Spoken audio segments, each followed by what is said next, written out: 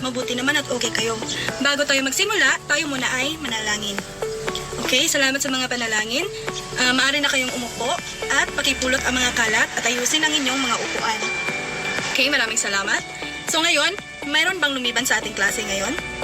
At napakabuti naman dahil walang lumiban sa klase natin ngayon. So, bago tayo magsimula sa ating leksyon, babasahin ko muna ang ating layunin sa araw na ito. Una, natutukoy ang mga panandang nag-uunay na ginagamit sa tekstong naratibo. Pangalawa, nakabubuo ng tekstong naratibo gamit ang angkop ng mga panandang nag-uunay ng mga ideya.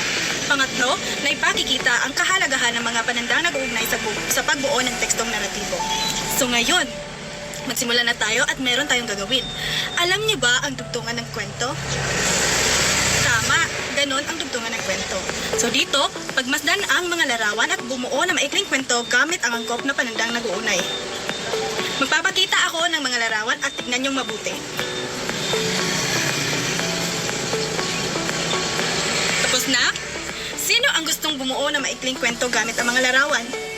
Okay, very good. Palakpakan natin siya.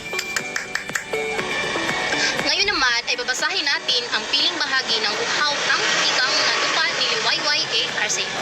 So, tapos na ba kayong magbasa? Okay, so ano ang napansin ninyo sa daloy ng kwento? Tama, dahil gumagamit ito ng mga panandang nag-uugnay. So, ano ang salitang iyong napansin? Mahusay. So, ang mga salitang iyon ay tumutulong upang maging malinaw ang kwento. So, dahil sa mga salitang iyong nabanggit tulad ng at, ngunit, dahil, kaya, bago at pagkatapos, alam niyo ba kung ano ang ating paksa ngayon? Tama. So, ang ating paksa ngayon ay tungkol sa mga panandang nag-uugnay ng mga idea at layon, kahulugan sa tekstong naratibo. So, atin ding gagamitin bilang halimbawa ang akdang uhaw ang tigang na lupa ni Liwayway A.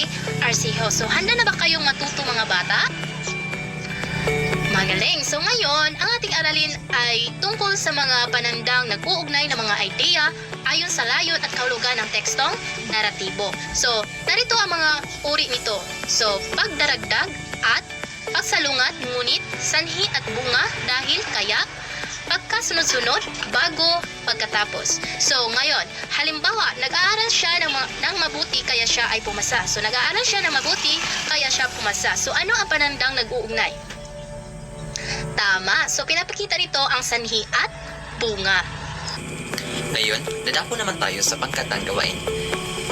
Ngayon, hahatiin ko kayo sa tatlong pangkat, basahin ang pangungusap at gawin ang mga sumusunod. Una, tukuyin ang panandang nag-uugnay. Pangalawa, ibigay ang uri nito. Pangatlo, ipaliwanag ang gamit nito. May 5 minuto kayo sa pagsasagot nito. Time's up. Pakinggan natin ang unang sagot sa pangkat una.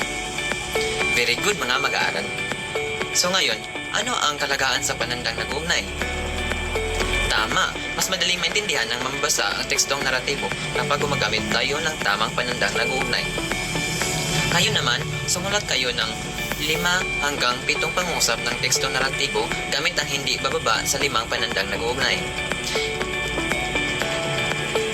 Ngayon, dadapo naman tayo sa pagtataya. Kumuha ng isang buong papel, basahin at sagutan ang mga tanong. Kapag tapos na, ipasa ito kaagad sa akin. Para sa takdang aralin, sumulat ng isang maikling kwento tungkol sa aking karanasan gamit ang hindi bababa sa 5 panandang nag-uugnay. Iyon ang ating aralin ngayon sa araw na ito. May natutunan ba kayo? Magaling! Maraming salamat mga mag-aaral. Paalam at ingat po kayo.